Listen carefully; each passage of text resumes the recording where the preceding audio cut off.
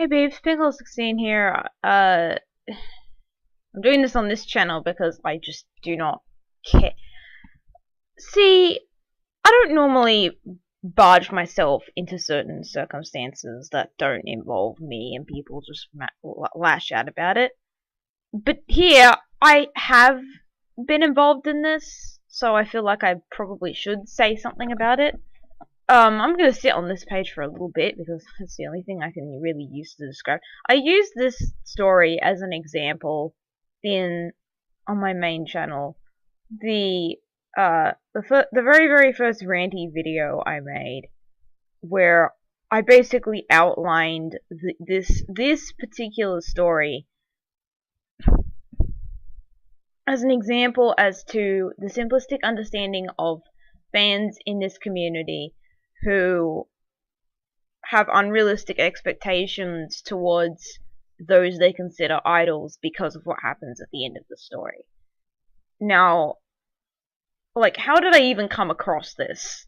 Well, like, I explained that I was in it because they'd referenced my name in the story because, of the ripoff based off of Geoff Craze's video, and, I was also in the giant list of users at the end. So, of course, like, if I link this, like, you know, more recently, the whole point, like, he recently got called out on Twitter or something, and he made a really crappy video, too. Apparently this guy's gotten popular for making really crap stories. I talked about this briefly, this particular story, to others. I don't think I really said much, but this, I cannot stress enough that this story randomly popped up in my notifications, and not a lot of that kind of stuff actually comes up on DeviantArt, which is where I take literature the most seriously. It's mostly just pictures that other people have made. Most people do not even type journals, make journals or status posts of the type that you would expect of me or people that want to be articulate. So, for this to just pop up in my notifications randomly was an out of the ordinary circumstance. And so my natural curiosity, because whenever someone I don't know favorites or, you know, watches me or something, I usually tend to just take a little bit of a browse around their DeviantArt page, what they fave, what they made, what they like, how they've made it, if it's a Splatoon Gmod SFM thing, like in terms of posing, what characters are there, what they've used, etc. So you have to understand, I didn't really think of this as like, oh god, it's that bad, until I actually looked at it. And, you know, it's like a glance, and I'm not like, what I'm going to do now is I'm not going to go through literally the entire thing, because that scroll bar is tiny and most of it is script without visual context. And I imagine because there was a long period of time where this dude was he did not have Gmod at all, so he would instead ask other people to make his character, at least, you know, the inkling part of it, and then he would draw in MS Paint what their gear was. Like, to go into that first point, like, okay, I did the same thing when I was like 14, but like, I can at least acknowledge that they were crap. I could probably have used Photoshop and hue shifted, and that wouldn't have been as terrible. Like, the issue is that he had no... And, like, you know, it's fine if you have concepts of characters. That's exactly what my Splatoon FC army, I guess, is. I've screenshotted them from the game because that's what I want them to look like. And eventually, if you know, good ports come out, that's what I'll make them look like in Source. Only a little bit better in some cases. So, but like, it's not like Paint.net, at least, if you want to huge shift stuff, is free, along with GIMP. I don't know anything about, you know, altering the alpha channel of them so then, you know, you can edit VTFs more easily, especially given you can't even edit VTFs directly, which is what Photoshop allows you to do. But I'm derailing really hard. What I really want to do is I want to skim over the story that I was recommended, because I kind of want to make it clear why I don't really care about Brian Jackson II, I guess. Like, I see the eyes and I just go, like, I or something in my mind. I'm just gonna call him Brian Jackson. Yeah, I don't care if his shortening is BJ. I'm just gonna call him Brian Jackson because that rolls off the tongue better. It's people, like, before I go into it, people ask me, because I'm Australian, do other people in Australia call McDonald's Macca's? Yes, they do. I just don't like. I'm just the outlier who prefers to say McDonald's because it rolls off my tongue better than simply Macca's.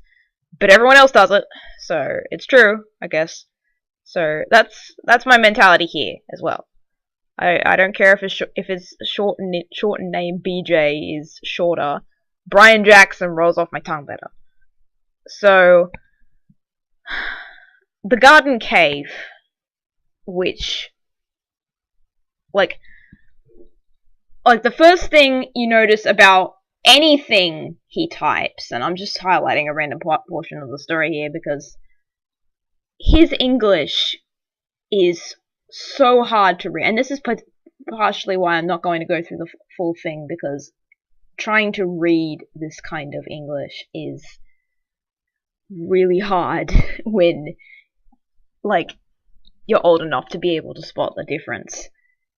Capital letters are only applicable for proper nouns and the start of sentences only. Like, there's like, I don't care how much you call my grammar on the internet wrong because I mostly speak in lowercase. There's a certain line you have to draw. Like, a full lowercase sentence has a certain tone under it. A certain tone of, like, slight apathy, mutual understanding sort of thing. That's why so many people do it. I get it. People probably don't even understand that's probably the reason they do it. They probably just say, I do it because I wanna, but, you know, it's that kind of thing. You don't know that's the kind of reason, but that might be a factor in the whole thing, you know? But capital letters at the start of every sentence, a word in a sentence, looks really juvenile, and it's really hard to read because now every word is emphasized and it's hard to tell what exactly is happening. And he does this in all of his posts. In fact, in the comments of this, which I've saved the page on the Wayback Machine, in the comments of this, I told him English is not pronounced with every word in a sentence being capitalized, and he believed me for a second, and then afterwards in his concurrent stories and status updates and posts and whatnot, he would continue going back to the capitalize every word in a sentence gig. So that's your first instance where the little child can't listen to me, or anyone for that matter, apparently, according to what happened on Twitter. So, yeah, like, I get it, English is hard to learn, but if you're not going to listen to people who are actively going to help you, English is not capitalize every word in a sentence, and you still ignore people, then there's a problem.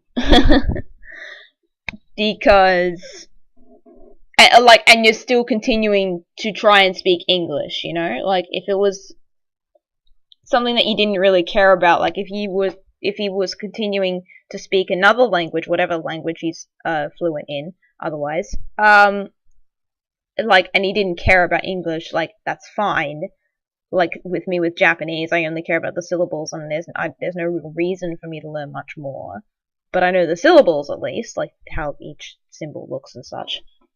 But, like, I'm not actively setting out to learn Japanese beyond that. And I'm not actively pretending to type in Japanese, is the difference. He's continuing.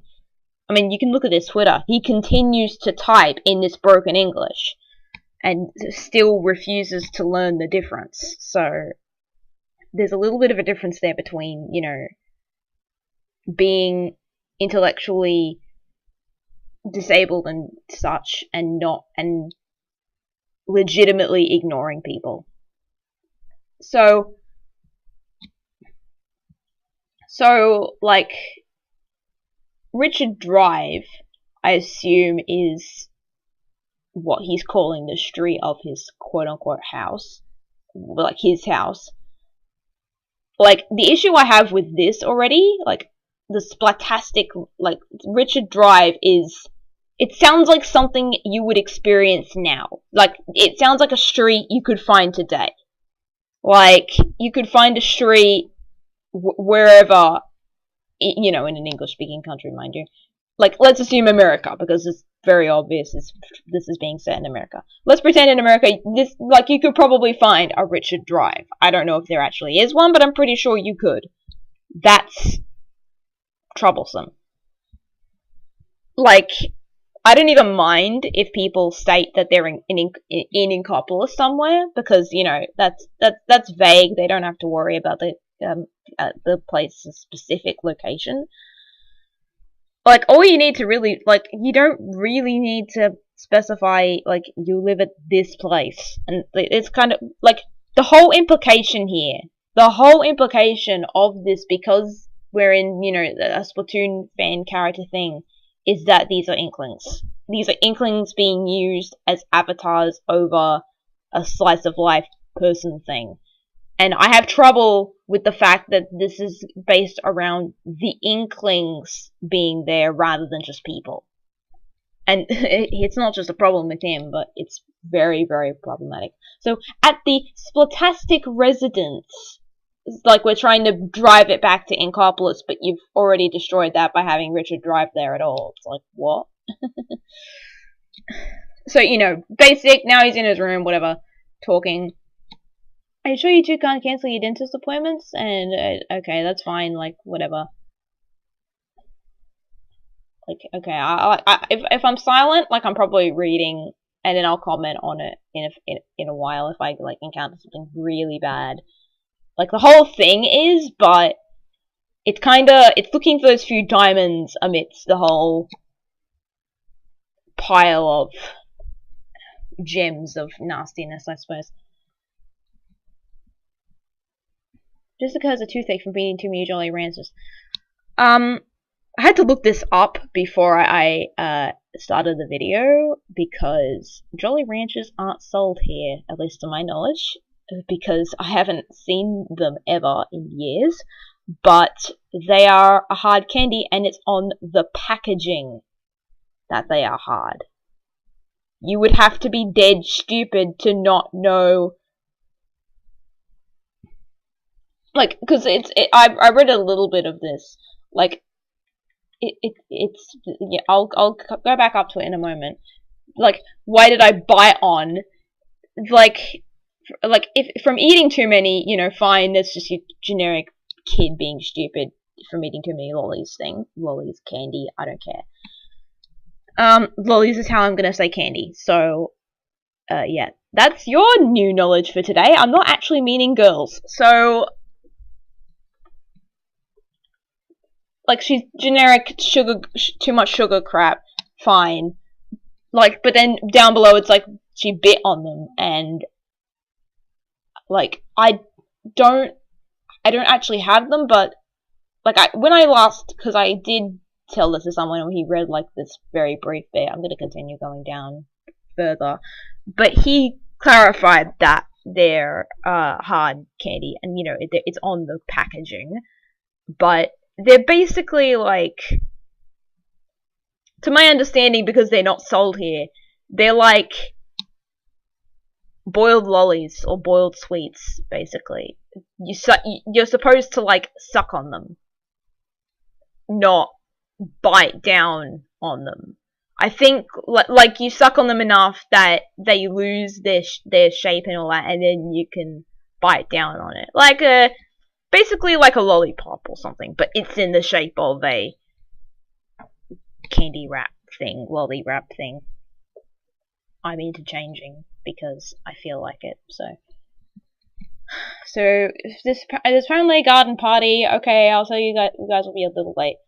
Like, she won't be crushed. She's not gonna be crushed if they're like 2 minutes or something late. Gosh, like I'm specific on time, but like I doubt she would, because she doesn't even have the detail that I would expect.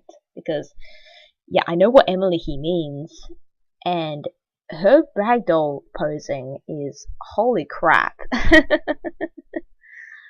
Ragdoll mover all over the place. And you know, ragdoll mover is fine if you do more than just get them out, like if you do more than the standard T-pose, because here's a word of advice for you: their T-pose is not a generic stand pose.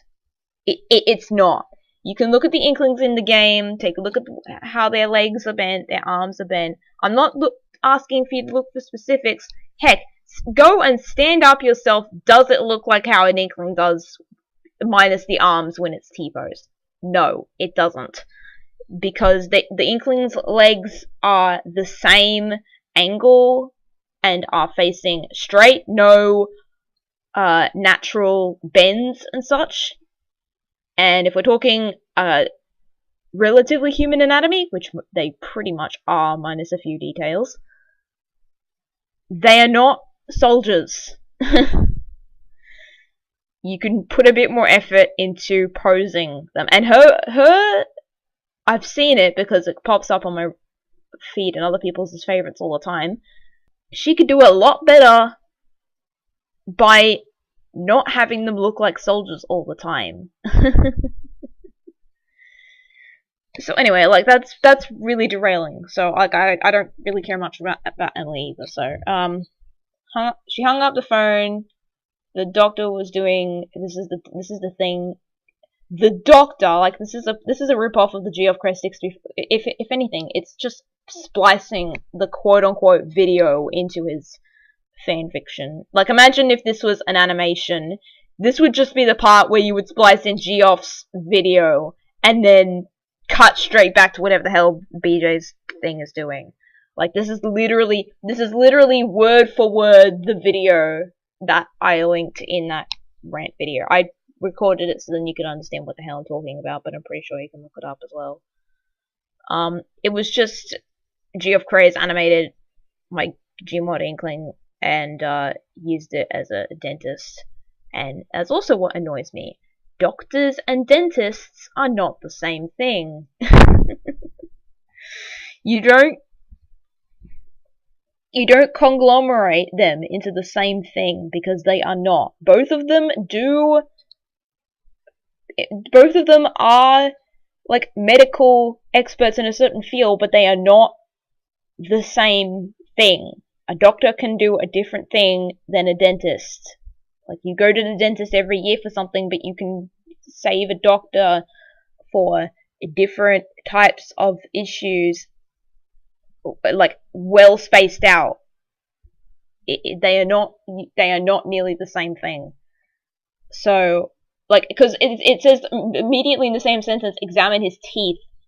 I'm sure, like, some doctors might do it, but the general term for that, especially like a toothache from, like, if this is specifically about teeth, this is a dentist. A dental place, not a doctor. But he wouldn't know that because he's already having terrible English in every single sentence. So, this is just a video word for word. So it really isn't me in this. It's just, the video me, which already isn't accurate on its own and was just played for a joke. So, well, it's like, it's a joke off of a Simpsons quote. Like, with a different visual. So,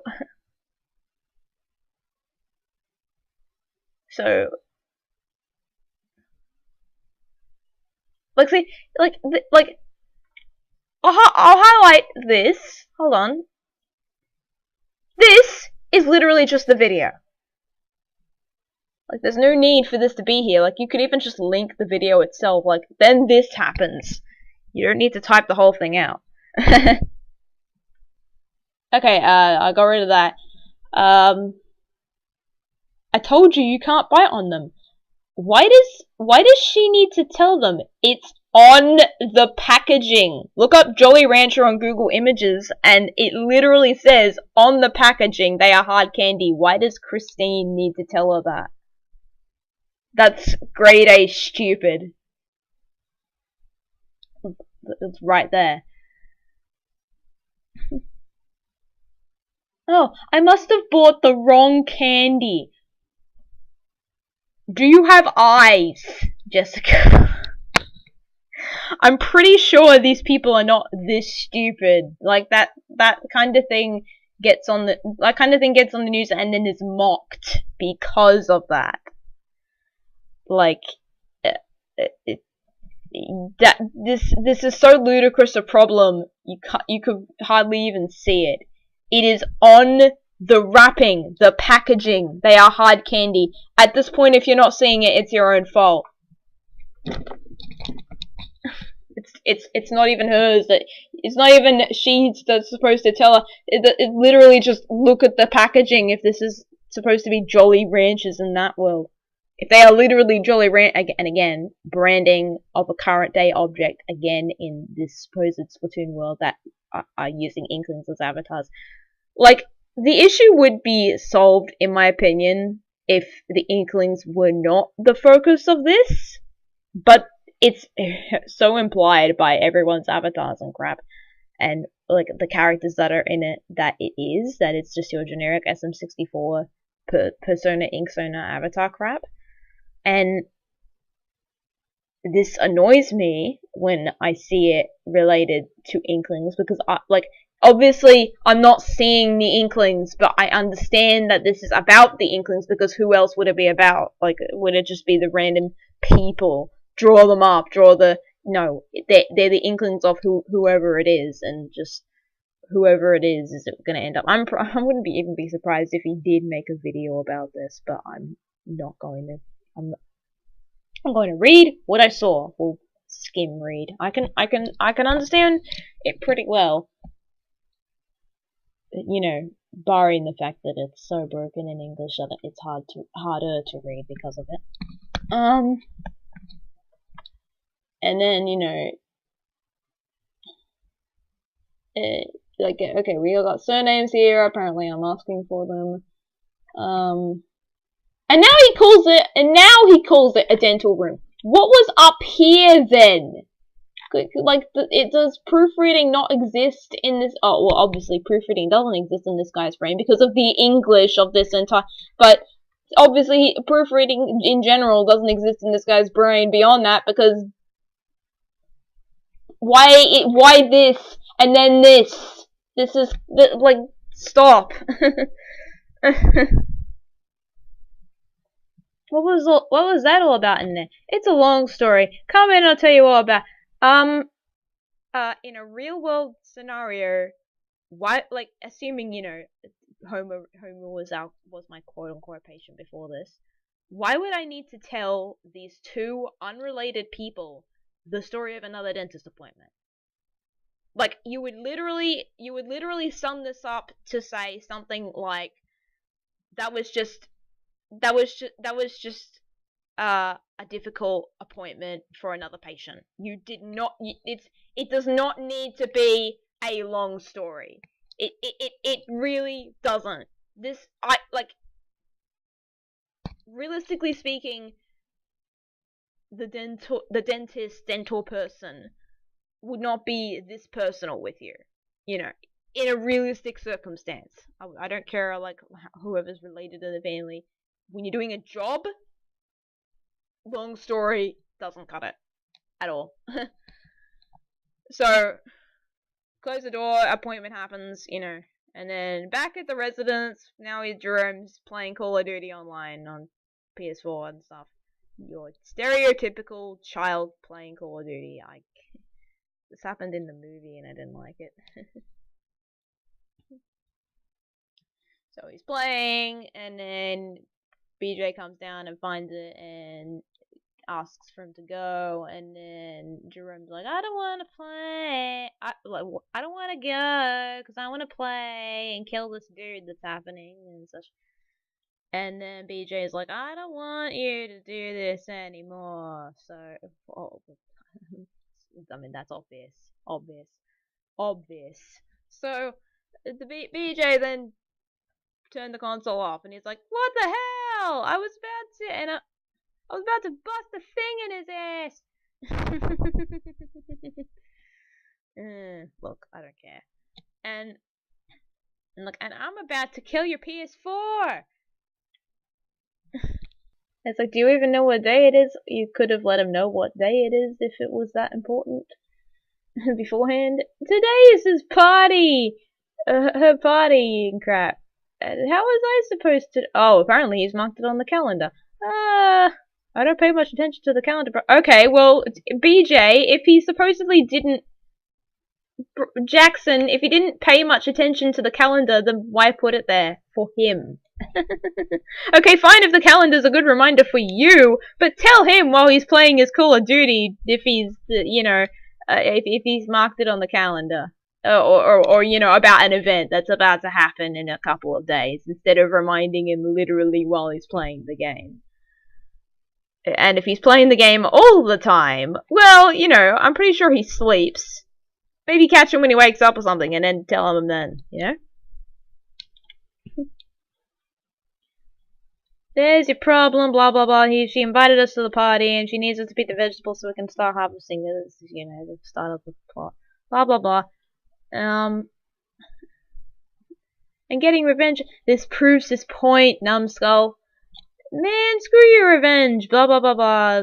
I'm reading. It's just I'm trying to actually filter it, and it doesn't. So it's not so saccharine, because the whole story is full of saccharine crap. It makes more sense to me to, you know, poke a little fun. So why do I have to pick up dirty vegetables from the ground? Because, well, she invited you guys to do that? Well, I guess there's a flaw in that too. She should probably do that a little bit herself as well.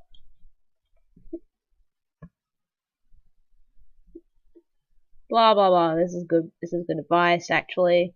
And what's the evil chuckle for? What is the evil chuckle for?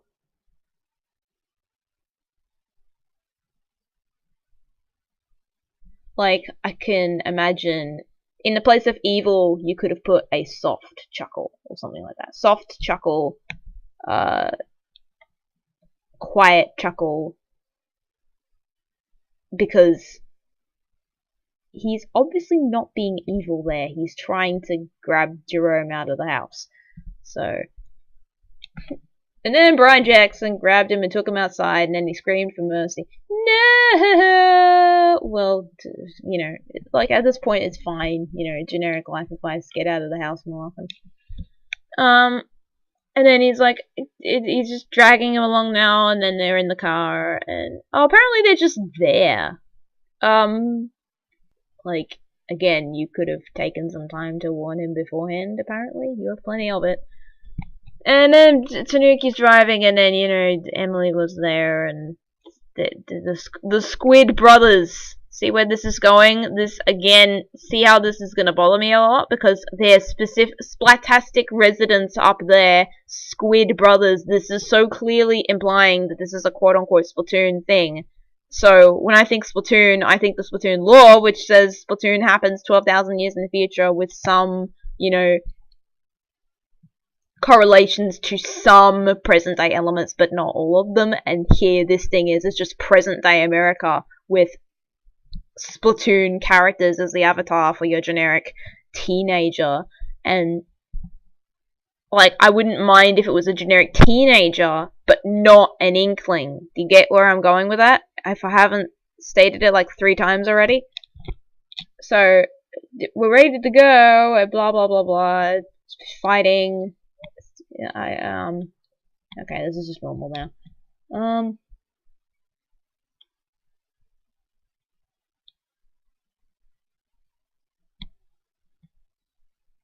She doesn't seem bothered by that at all.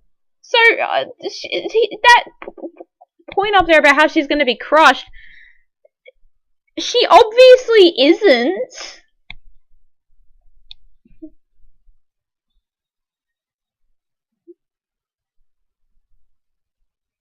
Or does it look like, okay, this particular portion here, like, this is particularly why I don't like watching cartoons anymore, because this is your generic. Actually, I'm gonna highlight a little bit more. Like, this is a fine piece of actual advice. You need to actually act more positive around things that you are seemingly unenthusiastic about. That's fine. I'm not criticizing that part of it. What I'm criticizing is the way it is simplistically portrayed. Immediately, her doing this sad puppy eye look thing is what forces him to change his mind immediately. And in the kind of cartoon gag of they're talking about this, then it would pan to like, you can physically imagine this, okay? They're talking in a car. Let's imagine they're in a car, and because that's what we're already supposed to imagine. And imagine you then look at Emily's face, and then you, like, imagine if this was a Gmod animation, right? Her eyes are enlarged, and she's got that sad small face, and her eyebrows are sad, and she's supposed to have the puppy eyes look, because that's what the puppy eyes look is. You look quote-unquote adorable, because that's the gag from Shrek 2 when Puss in Boots makes himself cute for the knights and stuff. It's exactly the same idea. But with how simplistically it's portrayed, immediately her sad puppy dog eye look immediately forces him to change his mind, because that's it has power over him because it's cute. And she's, you know, the star of the show today. Like, it bothers me. That kind of simplistic way of convincing bothers me. Where you can't do it with just words, you gotta physically imagine that she's making a sad inkling face just so he can be obliged to come along and not play Call of Duty. You know? Then she came to the back seat. Are we driving? Because that's not a good thing. I'm pretty sure we are, so this is not a good thing.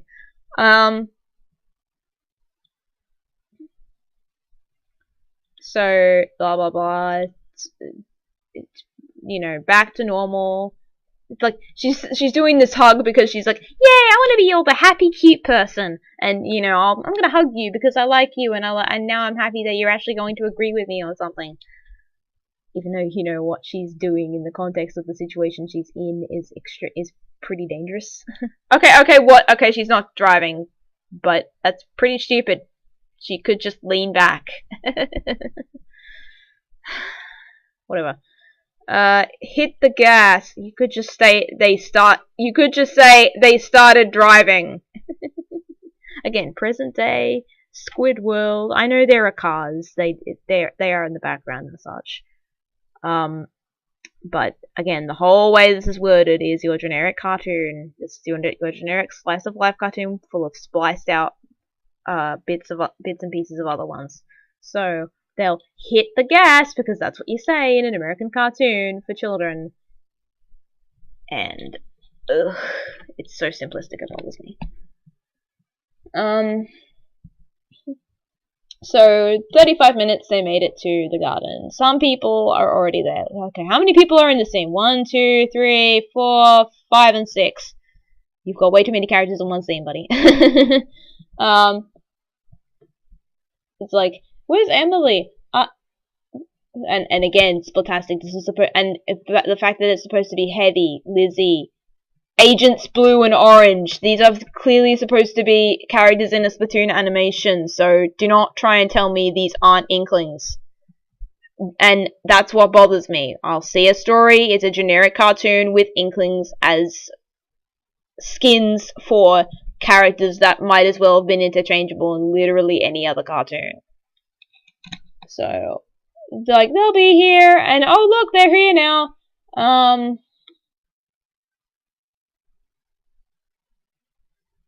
Blah blah blah blah. There was so many delays. 35 minutes! How many delays can there be in 35 minutes? How was I supposed to know there would be traffic jam?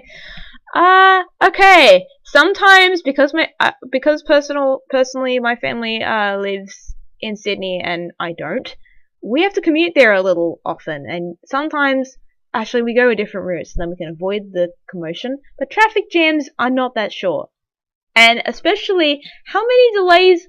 Like, if there's supposed to be so many delays, how come it only took 35 minutes? You could watch like a Let's Play episode of some high-rated channel in that period of time. That's not a long time at all.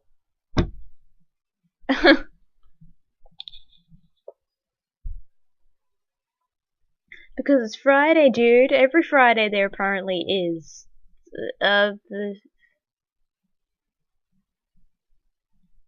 And like, do you know what a freeway is? Actually, I'm gonna look that up myself. Okay, so I've educated myself so I don't sound pretentious here. But a freeway is because I don't drive yet. But a freeway is a freeway because you are allowed to drive like within, acceptable ranges. It is designed for high-speed traffic.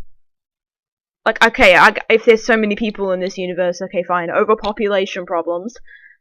But on a freeway, how can there be traffic jams? Because people are encouraged to be able to drive at high speed, high speed that's acceptable enough for you to be able to go places without issue, like without tolls and such.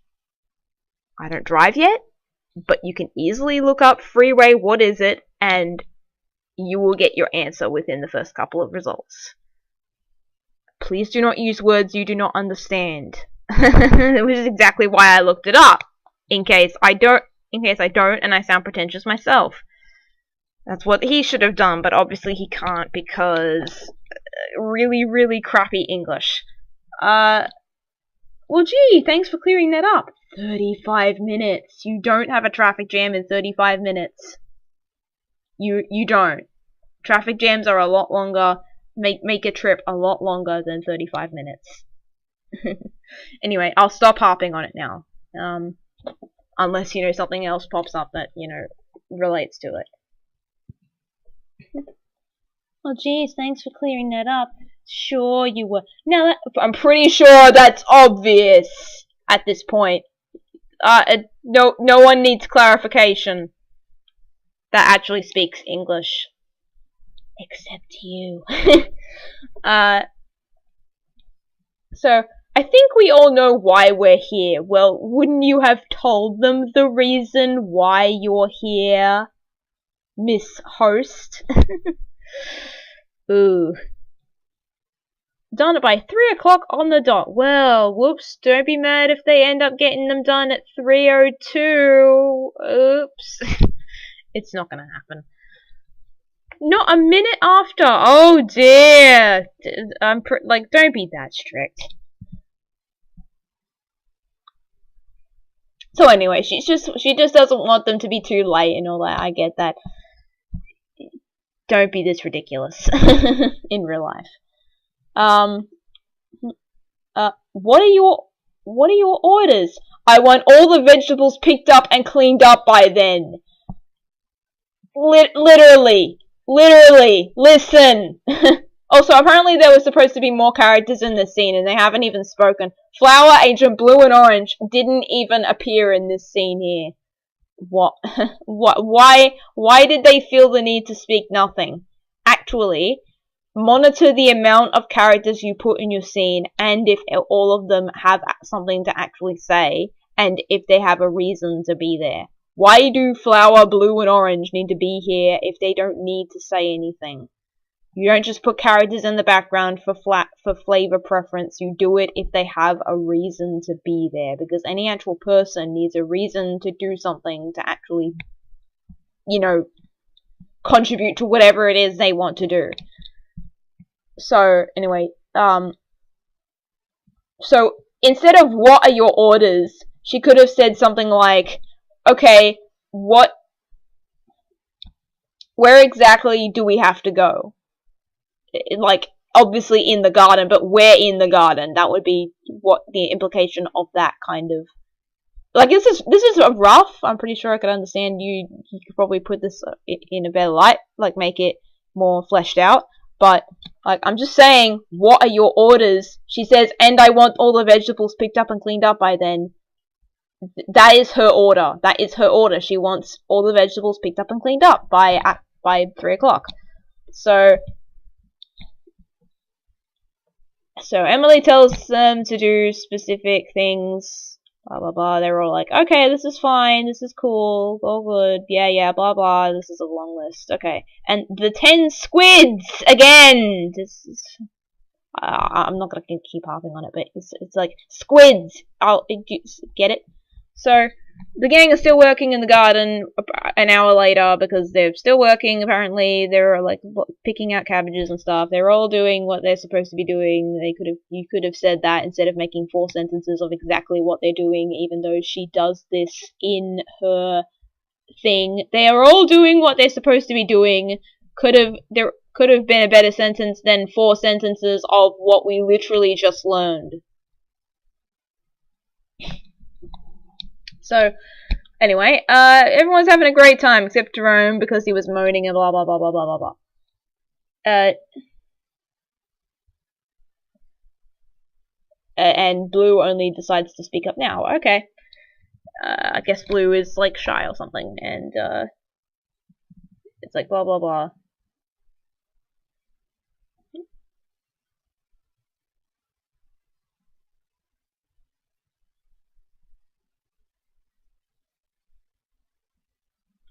Blah blah blah blah blah blah. And then they get into a fight again. Again, the second conflict in this. Like, apparently he still hasn't learned, even though he supposedly agreed to the puppy face. It's like, okay, fine, the puppy face wasn't fine enough, but, you know, the puppy face is a gag in this, because you wouldn't upset the cute, happy girl who invited us all to this thing, would you? It's like, you know, it's like, she's a gag, and, you know, obviously he hasn't actually developed because that's not what people do. Good, but I hate the kind of gag where it's just, it cuts immediately, like you're supposed to physically imagine your inkling puppy face, and that's supposedly, because it seems juvenile that people would actually listen to a face. Like, I'm pretty sure that doesn't happen in teenagers. So blah blah, he's about to get into another fight with this dude again, and they're all doing it, and blah blah.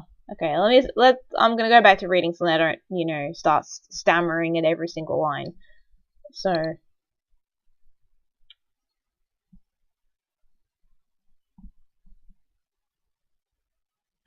having a fit and kicking the basket of tomatoes like you got no damn sense. I'm pretty sure he has a perfectly not valid, but a perfectly obvious reason and sense as to why he kicked the basket of tomatoes, because he thinks it's boring. Dude, it's 70 degrees outside. This is obvious. 70 is a Fahrenheit number. And 70 degrees Fahrenheit is around 21 degrees Celsius, which is what we here in Australia use. In fact, I'm pretty sure it's like only America and a very few places that use Fahrenheit still. 21 degrees Celsius, or 70, I'm gonna use Celsius because it's appropriate to how I see it. 21 degrees Celsius is not that hot. You could go for a brisk walk for like a couple of minutes in that temperature, and you are not going to sweat unless you're like up in the Arctics or something where that is considered extremely hot. Like, I don't know how cold it is up there that 21 is considered ridiculous. Like, if it was like 30 something, if it's like, okay, this is like your somewhat summer day and it gets to like 27 degrees Celsius, okay, I get it, maybe he's a little sensitive. 21, no. I can safely say I don't live in those really hot regions of Australia, but 21 or 70 is not that. It's not hot, personally. It's a brisk day. I guess he's just sensitive, but like his complaint, it's hot. It's guys. So it's like blah blah blah. You're working hard, blah blah, and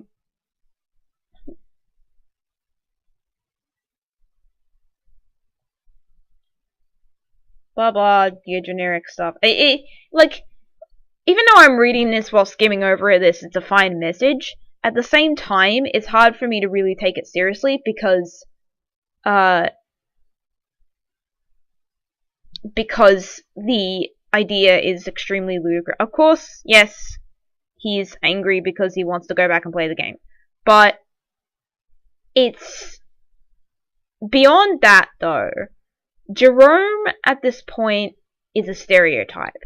And so are all of the other characters. They're tropes of cartoon character, if the puppy face wasn't implication enough. They're stereotypes of characters in cartoons at this point. I can't name them off the top of my head, but I'm pretty sure that this is from a cartoon. That this is from some sort of cartoon that someone has watched. And the stereotype bothers me because they're only playing by that stereotype.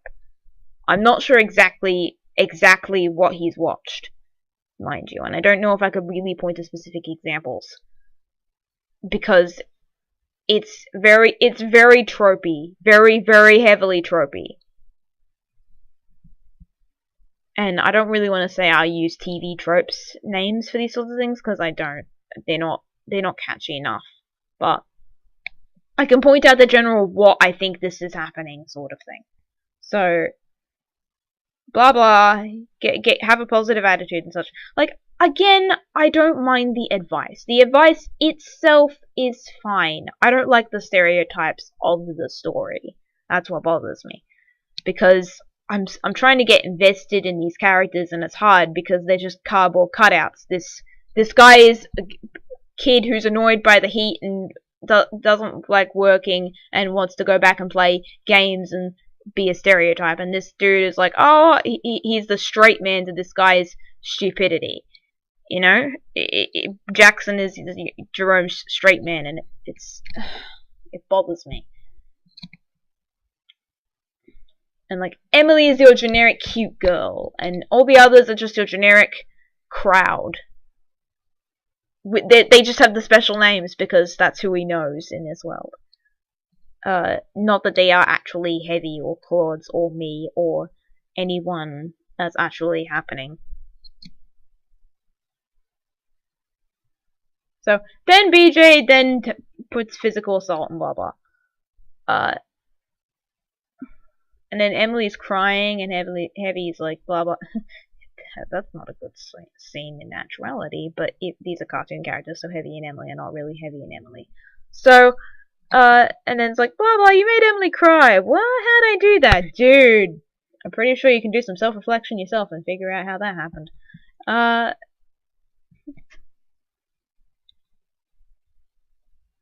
It's like, dude, you're trying to be all positive here, but this and this isn't exactly good starts from your end either.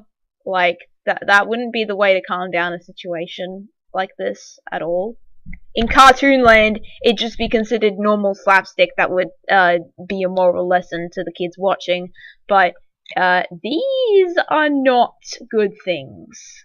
Slapping, well, not that. Like, I meant the grabbing him and turning him down to the ground and such. Like, I mean these. You know what I meant. Ow, bro! Blah, blah, blah, blah. And she's very sensitive, blah, blah, blah. You get. Or everyone in this community who's younger than me and such has autism.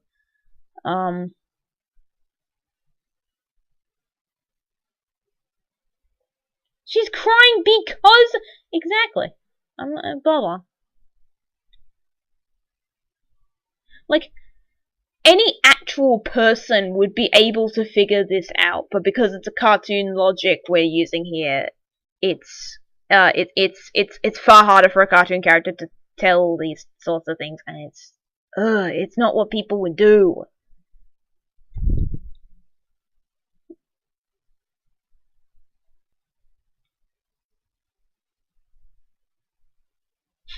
PJ's acting like a parent here, even though, you know, they're like supposed to be the same age around, if they're brothers or something.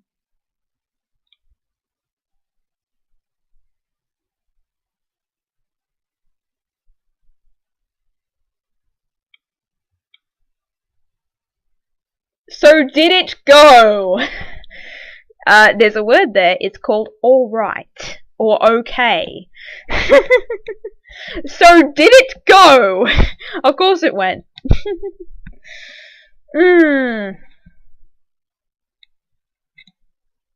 He doesn't understand English at all.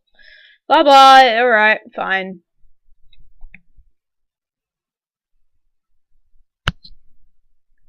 If this was actually Heavy would lash out, because he is also the type to be influenced by these sorts of things and lash out like that as well. He would not be nearly as calm as this, but hey, that's what you're perceiving them as. Honestly, I wish it was like that, but it actually wouldn't be like that. Given the call I recorded, but that's the only instance I have. Dude, I'm about to apologize for my behavior. Okay, like, you could just say I'm going to apologize instead of about to. That's not really the right usage of that.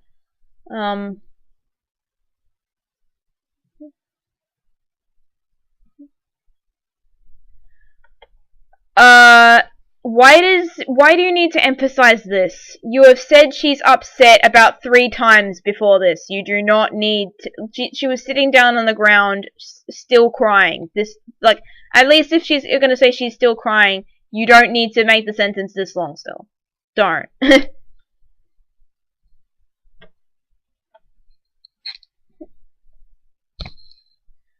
like, blah blah, sorry. And like, again, this advice is fine. It's the simplistic way it's delivered that bothers me. And again, with the quote-unquote squid puns, fish puns, and even though this is present-day America. Present-day America pretending every Splatoon community member lives in a town in the exact same location. Logic. Not. Like, it's not. It is not Splatoon canon, and like when I think Splatoon, I do not think present day America. I don't, and it's hard for me to do that because I do not live in America, and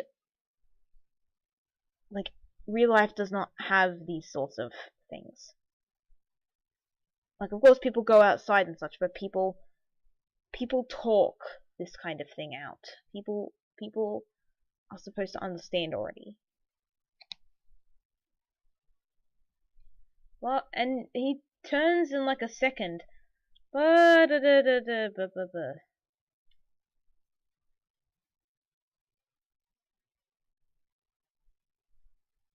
And oh, only the second fight turns him back to normal. Okay, to proper normal positive person. Sudden heel face change. I don't even know if that's the right word. That's the right one to use, but I don't care. Us running down his. Do you know what pronouns are? Clearly you don't. Emily at this point is crying, and Emily is a female. And stop doing this to me. She finally believes him because he splurges on her the whole thing, and then he's like, "I'm sorry," blah blah blah. It's like these are supposed to be teenagers, but this is something that seems more along the line of what an 8-year-old would do. Or what like 8-year-olds do, how 8-year-olds act, how 8-year-olds react to each other, not teenagers. Like teenagers are still young, but teenagers aren't this simplistic. Blah blah blah. So good, we're friends again. Blah blah. Back to normal. Fight's over. The fight took way longer out of it, and only served to provide a small conflict that is irrelevant, and only serves to develop one character that is going to be nothing for the rest of the story. So blah blah. Okay, great. They've made up. Cool, great. Oh no, the carrots are gone.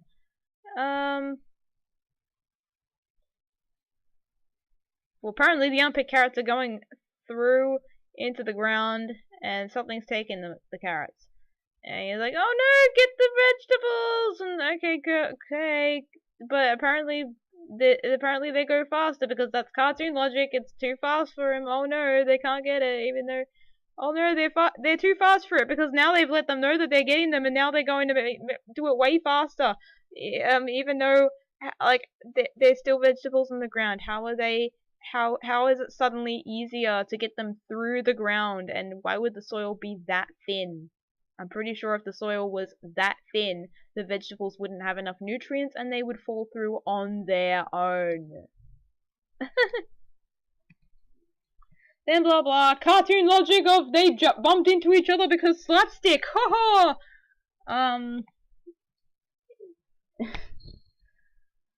Ow, Heavy, watch where you're going. You bumped into me because I bumped into you because we're all running around and cartoon logic says we must bump into each other because slapstick is funny.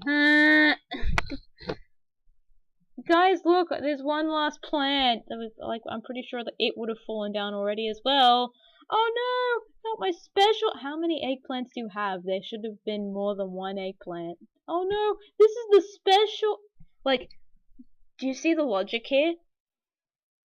That this is your generic cartoon, there's a problem scene. Like, my special eggplant. This is an eggplant. There are, like, so many vegetables around the garden of different types, and the eggplant is the special one. Like, I get if an eggplant's, like, the favorite fruit, or if her favorite fruit or whatever. But like, oh no, not my special one, because in a cartoon you say my special one is the most important one, and all the other ones were gone. Oh no, this one's more important, and it's getting stolen. Oh no, this is bad. This is really, really bad. Do you get that? Like how simplistic that is to me? It bothers me. And like, I got recommended this, apparently. So they all ran to the eggplant, and then she grabbed the thing, and then all the other ones pulled it, and at this point, if it's an eggplant, they should be so much more powerful than whatever it is that's stealing it, that they should be able to yank it out and nothing else. But, oh no, it's too powerful, they're stealing everything, and then they're gonna steal the most important thing, and then now we have to actually, And then they pulled and pulled and pulled and pulled, and then they made a hole because the soil is obviously not able to solidify itself because it's so thin if things are stealing it from underneath. And then they fell down a cave. Blah blah blah blah blah blah. like, there's apparently a gorge cave underneath this, but the dirt pile broke their fall because dirt in video games water in video games breaks your fall. Dirt is similarly powdery, so I guess if you just hit powder, you're fine. You'd be dead. And why would there be this big a gorge underneath your house and you wouldn't know about it? Why haven't the vegetables themselves fallen down there yet? If it's so thin that that there are individuals underneath pulling them from underneath. And apparently the eggplant is just a trigger to opening a giant gorge in a backyard. What if pulling the eggplant before on a normal day hasn't created cracks to this giant gorge, why today has just magically appeared? But obviously, cartoon logic. Today was special, and the eggplant was special today, so they just fell down, and that's how it works. They pull the eggplant today, and because today was the special day, they all fell down. Yeah, I'm sorry for destroying all of your entertainment, but it's really awkwardly annoying, and I'm not even halfway through this stupid script yet. Is everyone okay? Yeah, I guess so. The big dirt pile broke our fall because magic. And okay, if this is supposed to be squids, fine, they wouldn't exactly be dead, and they would, because inklings don't take fall damage. But again, I have a problem with the inklings being the characters in this, because for reasons already explained. But assuming, you know, that everyone's supposed to have present day America logic, if you were to fall down a gorge that large because it randomly appeared on that day, you'd be dead. It doesn't matter if there's a dirt pile there, you'd be dead. Or at least, if not dead, extremely injured. You do not fall down a gorge that large that is supposedly imagined here, and, you know, whatever. Especially, like, you know, 10 people were supposed to fall down this hole. I'm pretty sure that's not a small hole.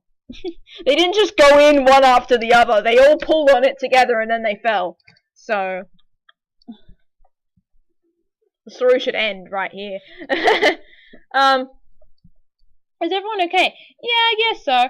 Everyone, look around. I'm pretty sure you can find everyone. It's like, you're okay. Are you okay, girl? Because the girls are in a little bit more danger than the boys are always, apparently. Blah blah. You could just call him by his name if you're friends. And then Emily fell in the dirt pile, and she's like, "Help me! You know, stop." Why do you have trouble getting out of dirt? If you're in the dirt pile, like, you should just move your limbs a bit and the dirt will fall off. Like, there will be some still remaining, but how is it hard to move from dirt if it's a dirt pile? And then they helped her up from the dirt and she was all fine and nothing. Apparently she hurt my leg. She cut her leg and the others are all fine. Oh, cartoon logic again.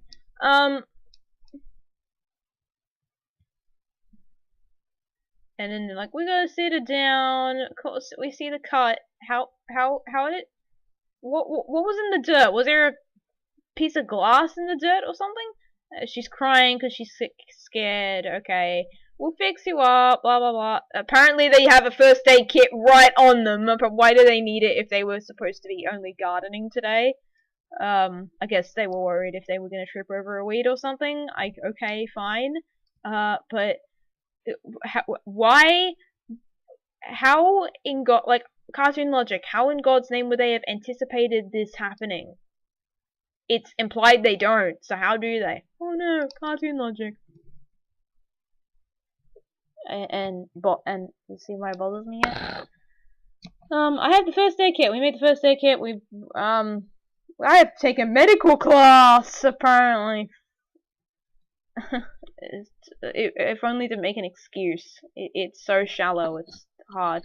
And then they're like, don't be sad. It's not that big a cut, even though we fell down however many feet or whatever.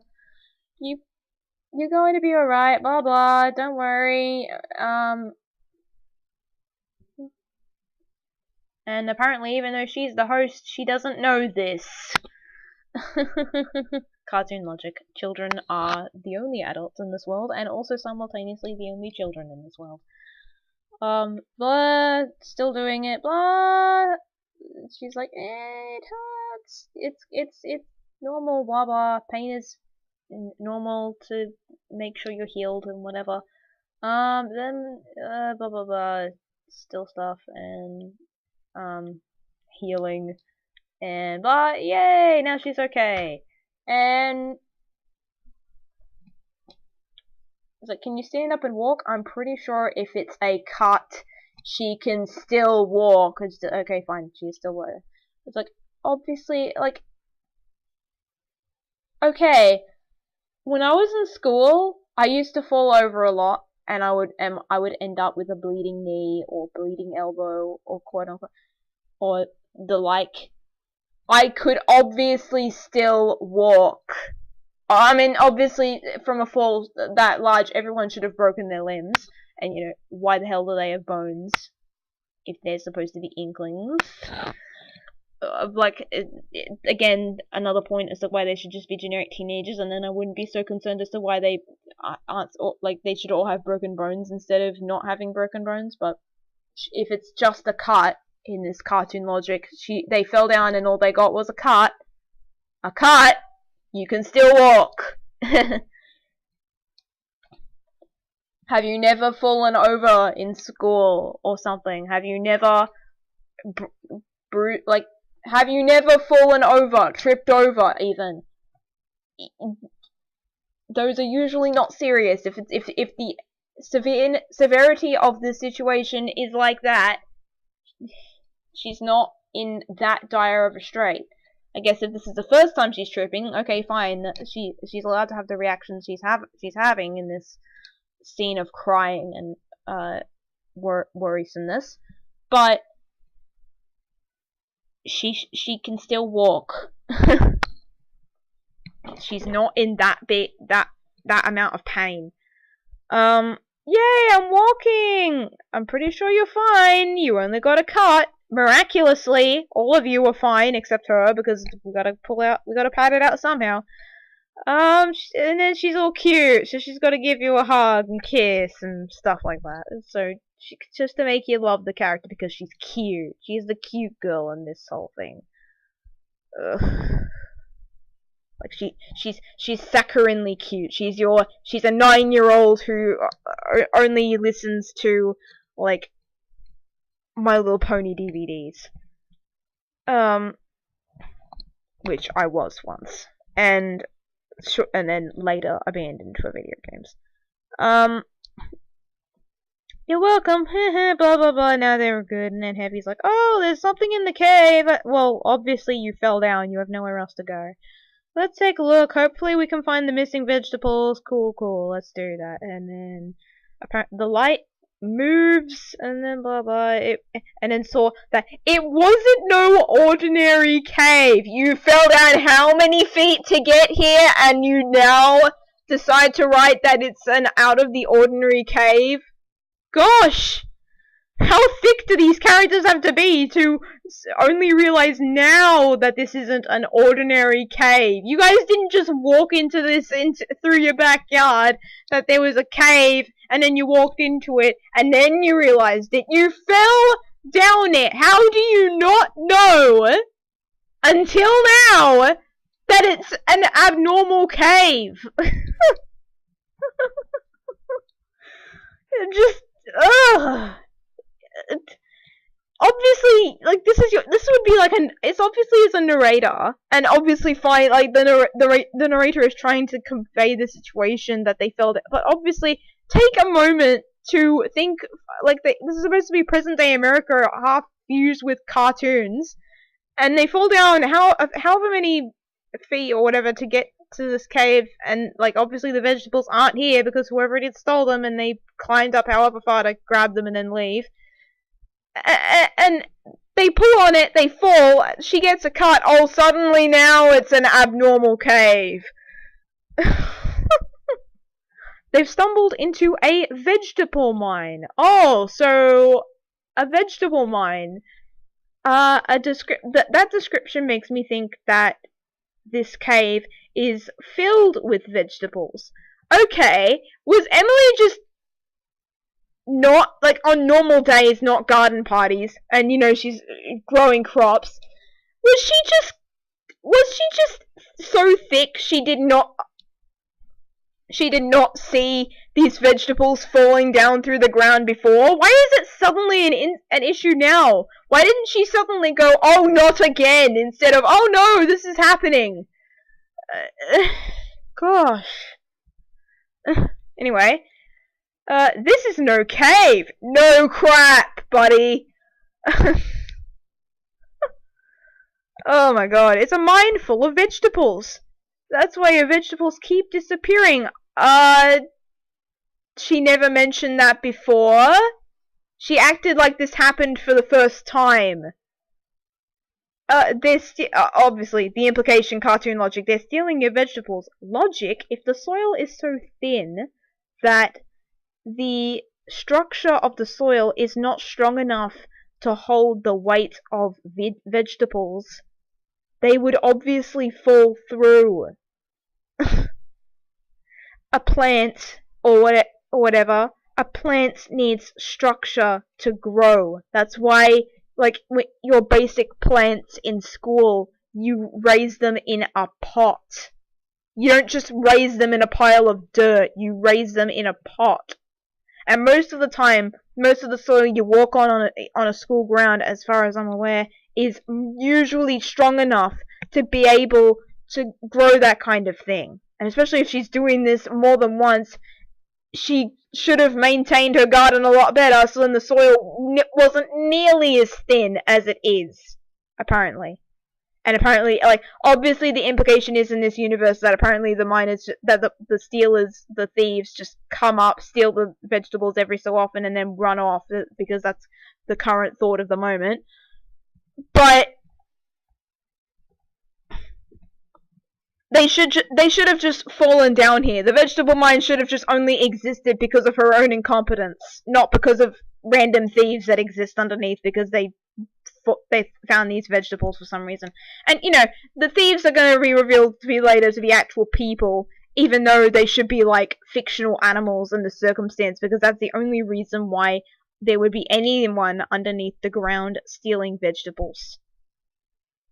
Anyone remember Roald Dahl, his books? There was a book that I read once, like, of his, that, like, there was a cereal promotion, and there was a book one time when I was really young, and there was, they would give out books of, or like, it was like they would give out one of a certain set of books that he had written. I got one of them, and one of them was Fantastic Fox, which was about, you know, like, I'm pretty sure a couple people might have read it, but it was about, you know, a fox and crew that had to dig out their homes, then they had to go underneath the farmers' things, so then they could steal the food, so then they could continue living underneath while the farmers,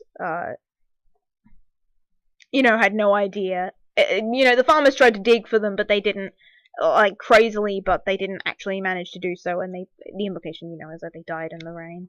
But, like, it makes more sense in that circumstance because these are animals. And, you know, animals need food to survive. Creatures need food to survive. But the implication, what we're going to see later, is they are not animals in the sense you would think they are. And there's a disconnect there. So it really should be because of Emily's own incompetence, but, like, I'm looking so far into this because this is supposed to be like present-day America fused with cartoons, and I'm trying to ignore all of what I don't like about cartoons, but all of what I don't like about cartoons keeps coming up to the surface. You see? Like, I go this deep because that's what I like to do. To think. To take these things at face value and just take them for what they are. When it concerns a story. Entertainment. So, more fish puns, bye-bye. But why? We don't know yet. We only just found out that they're supposedly continuously stealing your vegetables. Apparently there are Pokemon in this world! With squids! Present day America fused with cartoons. Apparently we got a Pokemon Splatoon fusion here. Where have Pokemon been otherwise? With the 35-minute delays up above because a Kangaskhan blocked the middle of the road or something? Why are we only now suddenly bringing up that Pokemon are involved in this world? Of course, Diglets and Dugtrias are the only way they can explain that there are moles that actually have any purpose. You could just make them minor characters and not make them have any sense. The reason why he's making them Duglets and Dugtrias is so we can put our focal point to the fact that they are the stealers, that they are characters we know. But you could just make a mole, and that mole could be the focus of the story, and that mole could be what we're imagining instead of this. So, you got to be kidding me. How can you mistake Diglets and Dugtrias for Octarians? Or have you encountered these before and you know the Diglets and Dugtrias are the Octarians? Okay, fine, but we suddenly just go from Diglets and Dugtrias to Octarians. It's like, what the hell? Oh, okay. Okay, that's my fault. I didn't read that yet, but apparently the Octarians are behind them, apparently, and it's like Pokemon Splatoon fusion happened, and the Octarians are like making themselves visible. It's like, oh crap, the Octarians should probably be running right now. It's like, they're the ones who stole my vegetables and blah blah, turned this place into a mine, even though the soil underneath your house should probably be checked out. I'm afraid so, because they're obviously holding them. Making them do all this hard work and all this suffering. First off, can I please, obviously this was made a couple of years ago, but before I go into the obvious why I don't like the cartoon aspect of this scene, can I just point out that I don't like it anymore when Octarians are treated as your generic bad guys of a circumstance? Yes, they were the bad guys in Splatoon, but I can link you an interview, I'll link it actually in the description of the video, where they talked about the final boss of the first Splatoon game, and they said, they gave a background piece of lore that the Octarians were mind controlled by DJ Octavio by music. By DJ Octavio's music in order for them to follow his command. And this is exactly why in the second game they just go on and elaborate on it. People think it came out of nowhere because nobody reads interviews, apparently. So, it didn't come out of nowhere. It has always been there, apparently. And so the Octarians are acting not of their own will. They are not acting that way because they are the generic bad guys. I mean, they were obviously made to be somewhat bad guys, but then you have interviews with the Octo expansion where Nogami wants to tell us, oh, the Inklings and Octolings and Salmonid have their own societies, and no one is necessarily the hero or the villain until they're obviously villains like Tartar or whatever. No one is obviously a hero or a villain in plain bright light. There was even another interview as to like the dark side of Nintendo where Nogami mentions our games are not always sunshines and rainbows. We do not like to portray it that way. And I liked it. I like it better when I see stories and entertainment that focus on the more accurate aspects of that type of thing, because I mean, obviously we didn't know all of what I just mentioned then, but Paul157, when he made Octoling Innocent, made the Octoling Innocent as a what if the Octolings were not we're not just generic bad guys. And, you know, I made the same story based around the hacker scenarios that I was involved in. But I hate seeing... I mean, it's fine, you know, it's a couple of stories and whatever. But this is so simplistic, I cannot take these Octarians seriously. I cannot take anything that's happening in the story seriously, except your generic moral advice that you should already know by this point. Like, that stuff you learn in school. From social interaction and such. So, right, they're making the Diglets and Dugtrio as slaves. Well, obviously, Pokemon are meant... Well, obviously, if the... It's like, who are you to judge if the Diglets and Dugtrios have actively signed themselves up for this, especially since Pokemon are depicted in their own series as, you know, being companions to, in this case, people. And that particular connection has been challenged in the same games, Pokemon Black and White, Pokemon X and Y, Pokemon Sun and Moon even, with Luzamine and the collection she has of the Pokemon. She wants to keep the Pokemon. She wanted to keep the Pokemon for herself, and specifically the Ultra Beast, Nihilego, for herself.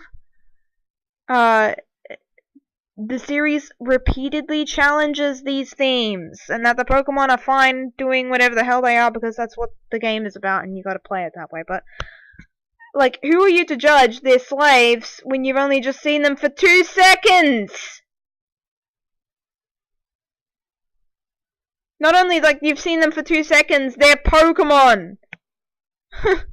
Like, this is your obvious, they see the Diglets and Dugtrios and, like, think that, like, the scene went on for, like, 2 seconds and they saw them, like, running off. And then, because they're the bad guys, they're like, oh, they're slaves, they're doing the hard work and stuff. But who are you to judge even though you've only seen them for, like, 2 seconds?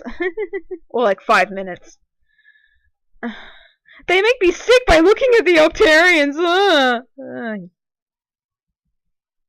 Cause they're the bad guys, and we gotta hate the bad guys, right? Oh, hate the bad guys, hate the bad guys, hate the bad guys, hate the bad guys, blah blah blah blah. Everyone's in agreement. We could have just said that instead of typing out 15 lines of everyone saying something that agrees. But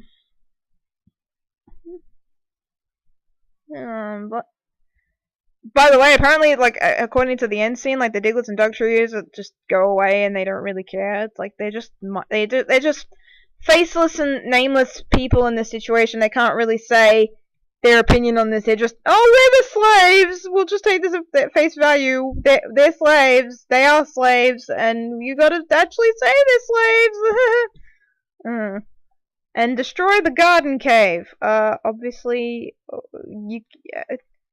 Dude, how would you destroy... Brian Jackson, how would you destroy the garden cave? Reminder, you fell down this. How are you going to... What? Are you gonna create an earthquake or something? Are you gonna explode it and force, you know, all the minuscule amount of dirt above to fall down and then, like, I don't know, force a landslide or something, or an equivalent? I don't know what it would actually be, but, like, you would force the land to you would force the land to fall. That's it.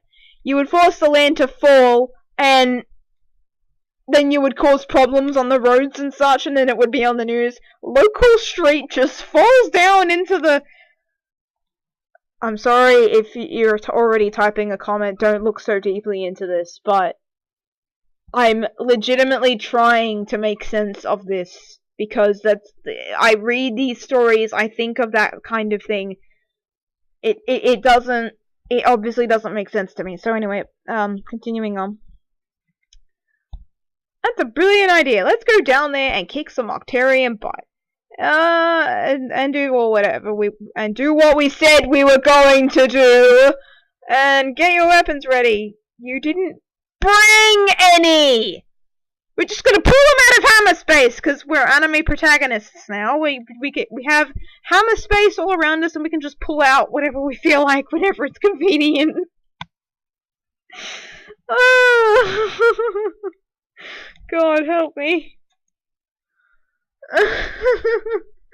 We just pull our weapons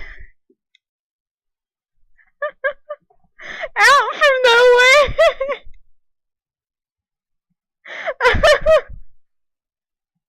And then they all plunge down. What? They plunge down?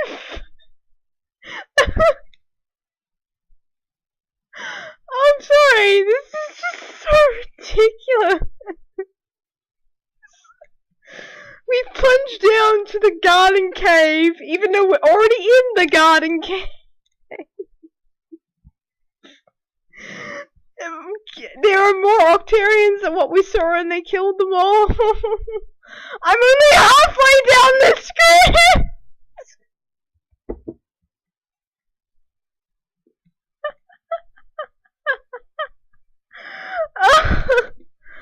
Oh, I'm sorry. I'm really sorry. Anyway, they are apparently more Octarians than there were that before, so they just killed them all with their weapons from nowhere. And then the commander's in this mine, and he sees the 10. We've completely forgotten that we fell down 15 feet to this place, didn't we? And the Octarians are all getting ready to wage war on the Inklings. Okay, now they outright say they're Inklings, so you guys don't have any way to refute me. He's shooting the Octarians with his 2 automatic zappers, and then even though they were already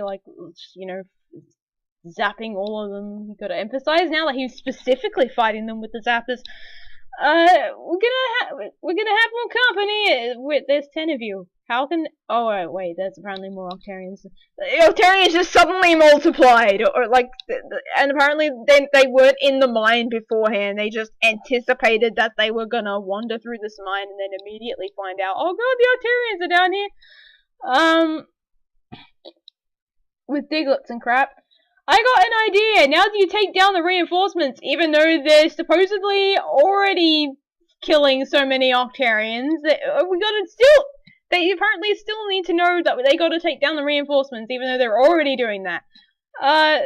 Still doing more. Rolled with their rollers, charge into the reinforcements, still fighting. Now they're realizing, oh no, the cute girl is angry now, because the cute girl in anime is a force to be reckoned with when she's mad. Oh no! Logic.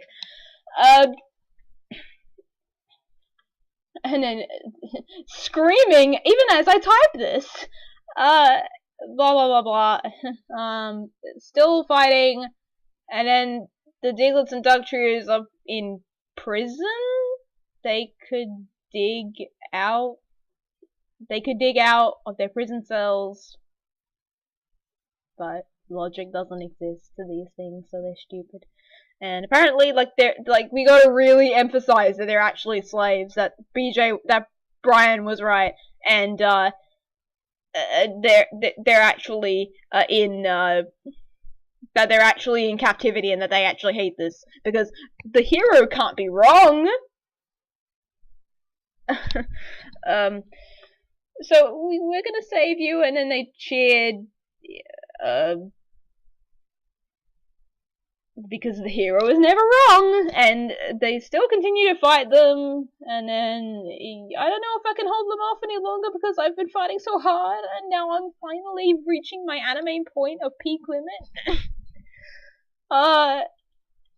Don't worry, we're almost done, and then we won't have to go over our peak limit of strength and whatever. And then they did the last big round of fire stuff, and then Nocta Sniper finally decides to fight back, because the rest of them are just mindless mooks. And then they got locked on and heavy, and then BJ saw the sniper, and then he's like, oh no! Look out! Then shoot, because you gotta make a moment where it's somewhat climactic, even though they just shoot them all off anyway. Thanks, buddy, no problem. Now they're gonna continue fighting, and Look, I'm sorry if you guys are trying to actively get engaged in this. At this point, I can't. I'm halfway through the script, and I literally cannot. It's so simplistic that I have to get. I'm trying to tell you, this is how I'm perceiving this, and there's more of them coming from the tunnels because it's anime. We're still not done with the fight yet. So anime cartoon, we're still not done with the fight yet. So the fight's got to continue. So there's got to be more of them, just so we can do it until the feeling's right enough for them to be gone. There's too many of them. Weren't you just murdering them by the millions before? Apparently, 3 Octarians were killed while they wandered past. Oh, they're killing many Octarians in the process. There's too many of them, because we've got to make them reach their peak anime limit. The squids were surrounded, apparently, even though they couldn't just shoot them all the way they've been doing previously. Oh, we ran out of ink, guys. If you're squids, you can just reload an ink. But you're not actually. You're generic teenagers with Splatoon weapons that are phasing out between anime protagonists, cartoon protagonists, generic teenagers, and inklings all at once. And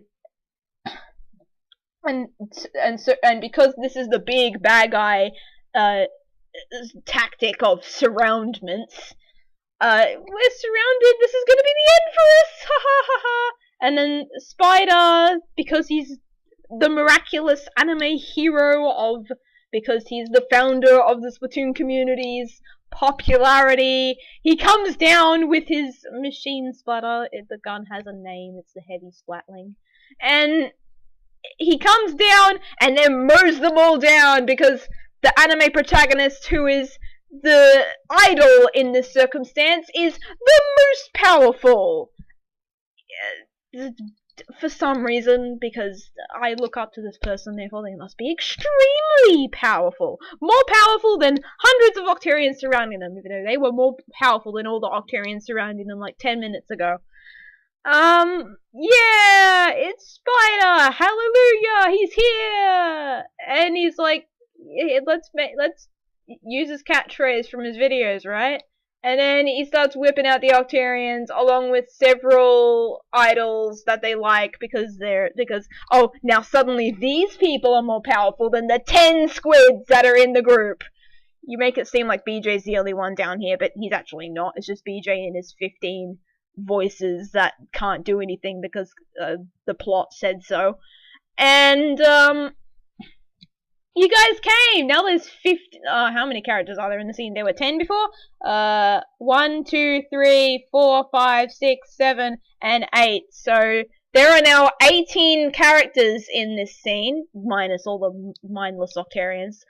So, obviously the implication is that there are 4, or like even 2 main characters, and that there are like 10 characters that came to save them, but you know, there's 10 characters of them in this quote-unquote scene that are now suddenly useless because the plot said so, and the plot now suddenly transferred the armor to these people instead of Brian Jackson and his crew of people. Like, where the hell was Jerome? I'm pretty sure he has some lines above, but he's obviously not done anything except fight in this, and obviously he's not here because his development was when he was doing the whole Call of Duty stereotype thing, for example. So, just thought you guys might need some backup, even though we've never heard of you before today. The plot told us that there was a problem here, so we gotta help you now.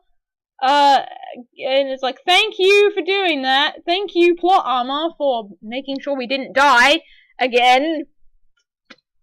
Saved us from the gorge, saved us now from Octarian surroundment. How did you guys find us?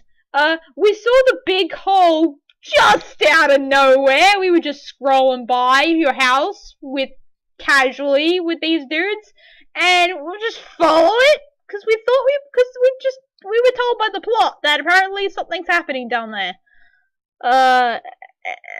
Yeah. Don't question me at this point.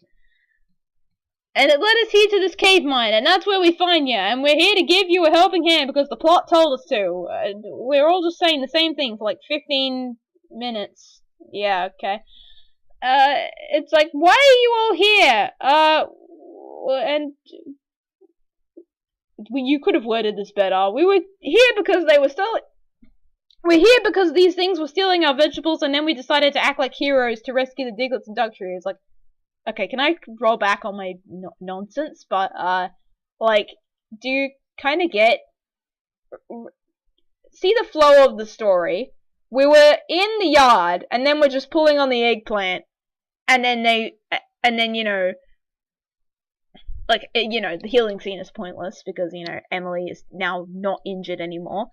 Like, that might as well have been forgotten as well, but the point, like, they came here because the vegetables are stolen, but the first thing he mentions in the sentence is, we're rescuing the Dugtrios because we're heroes in this world. And, like, he's completely forgotten, like, obviously he hasn't completely forgotten that they were here for the vegetables, but their main motivation is now being heroes instead of, you know, coming back for their crap. So, even though, you know, just beforehand we were talking about how Jerome needs to get off Call of Duty and that they had delays at the that they had delays on the freeway for 35 minutes. Like, do you kind of get, like, he's clearly forgotten these things have happened. He's only remembered that they're stealing the vegetables because that's the main conflict of the story. The rest of these things, the rest of the logic of this world, that doesn't exist anymore. All those things are pointless and do not matter anymore to the, like, obviously, like, the talk of the freeway doesn't matter to this particular circumstance, but in terms of this world and its logic, they went from generic teenager parent child all fused into one to suddenly anime protagonists rescuing Diglets and Dugtrios because the anime protagonist is always right. In like, extremely quickly. Like, do you get exactly why I don't care for this dude's stories?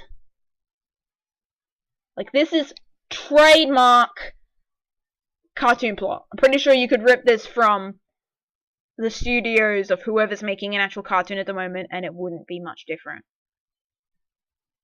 Or actual cartoons that exist.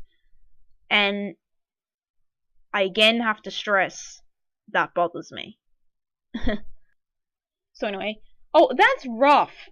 You know, that's rough because you guys didn't have plot armor for a second, so you're in a rough circumstance.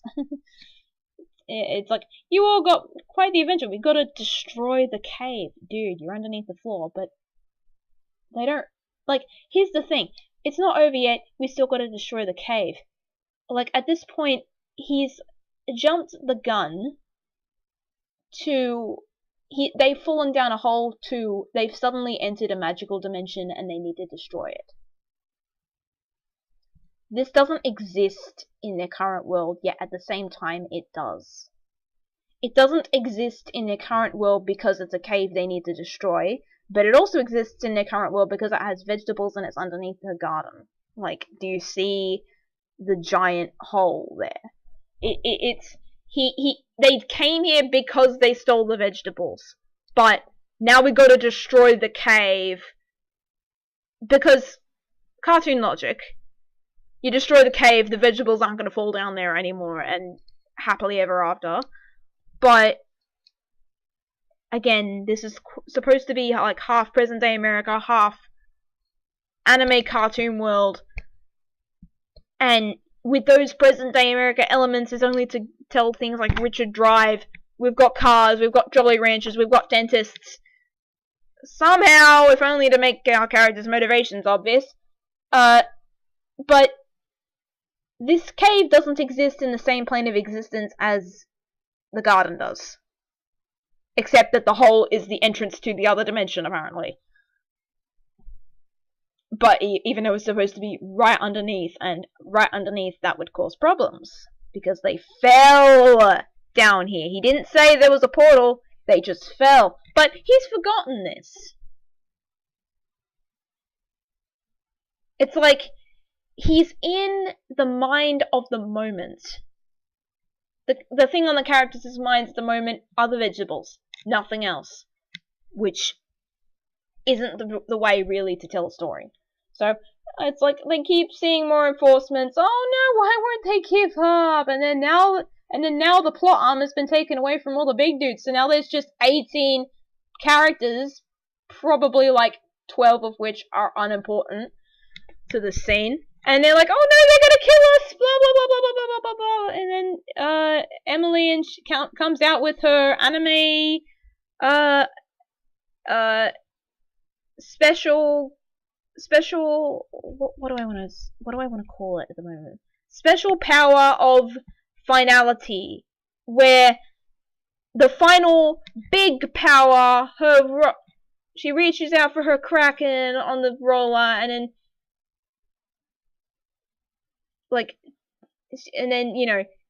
she's basically this character, only she's an inkling, and she's mad, and she pushes them all out because she's mad, and the anime protagonist, when she's mad, can't be wrong, and she can't lose.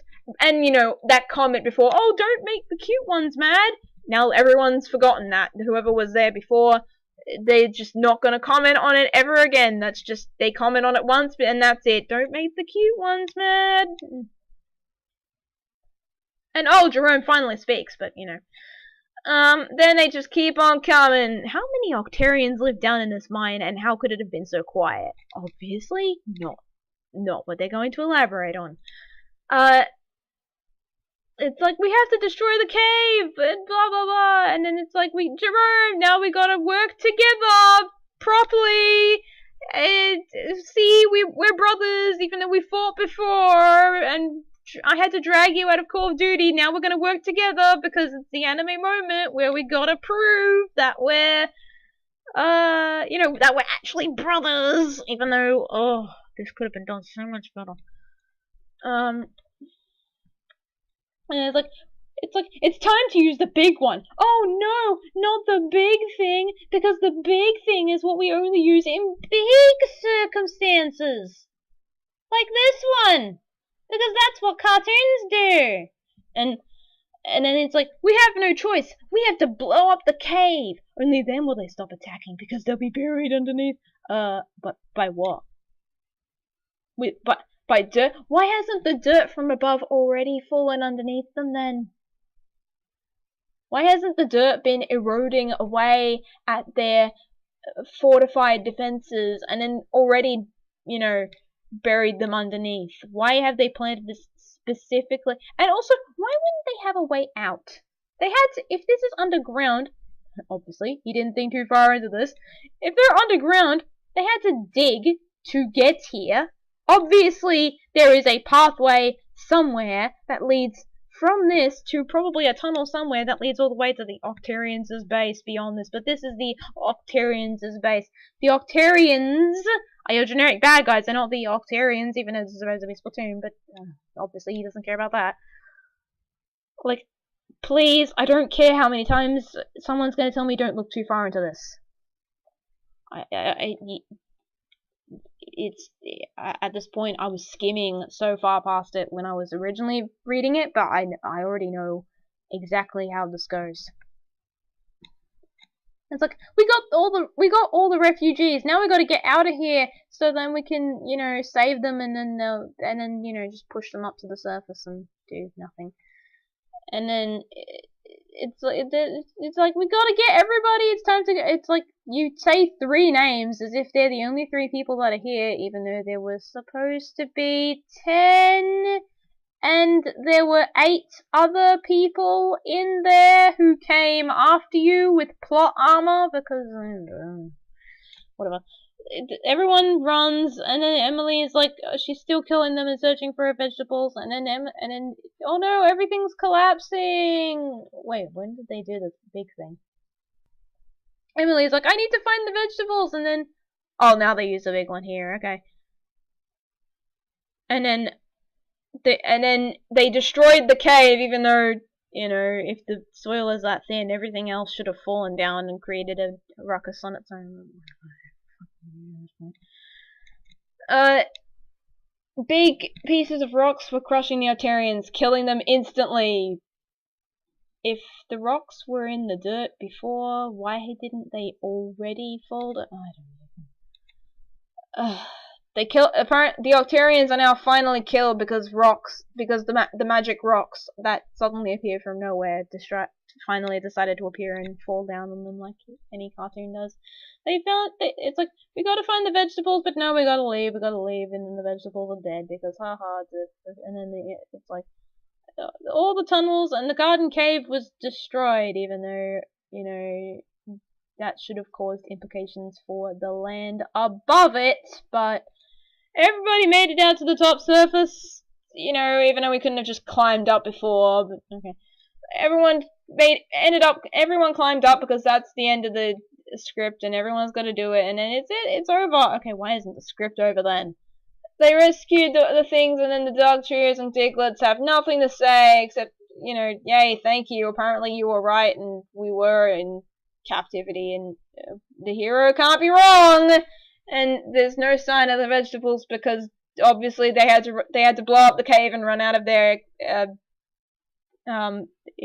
Like anime protagonists, they wanted to destroy the Octarians for stealing the vegetables, not necessarily get the vegetables back.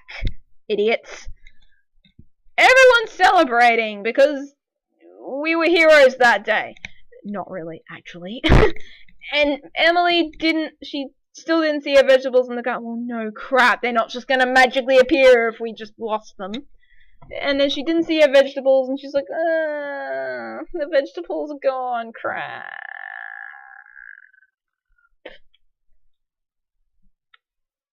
It's like, well, we can grow new ones, blah, blah, blah, we'll help. And then Jerome was like, yeah, okay, now I finally got a moral compass, and I'm gonna help out again next year when we get more seeds and crap.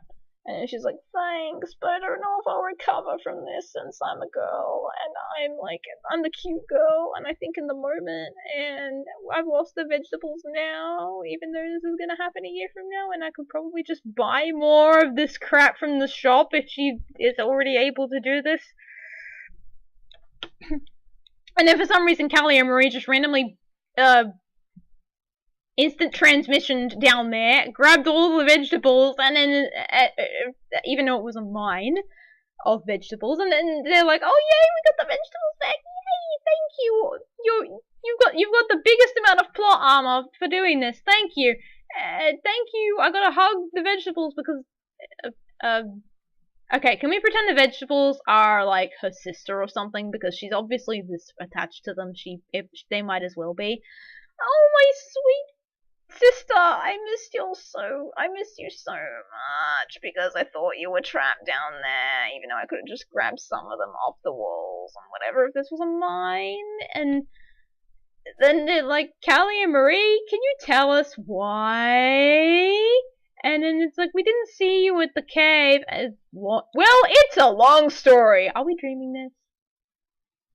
That's a Doctor Who joke. I don't know if you all recognize it. And we discovered out of nowhere, like the other 8 dudes that we just conveniently forgot about in the last 2 seconds, that Emily was throwing a party to, and we also saw the massive hole because that's what plot armor does. And we we just randomly found you out of nowhere, and we're like, might as well figure out what's going on, and we'll just see if this specific person that is our fan out of millions would invite us to her party. And then we're like, we saw the garden completely empty because obviously no one was there, and we only saw a hole. And it's like we were fighting the Octarians, and then we sneaked past because there was a back wall that no one saw, because that's what plot armor does, and that's what cartoon logic is. And then in the moments where you guys were saying, we're gonna do the big one, we stole all the vegetables back. Because we gotta announce we do our big special powers before we do the big special powers, and while we announce it, then people do things. Plot armor. Even though we never saw them. It's like, there was only one way out of there. How did the Octarians get there. You never thought about that?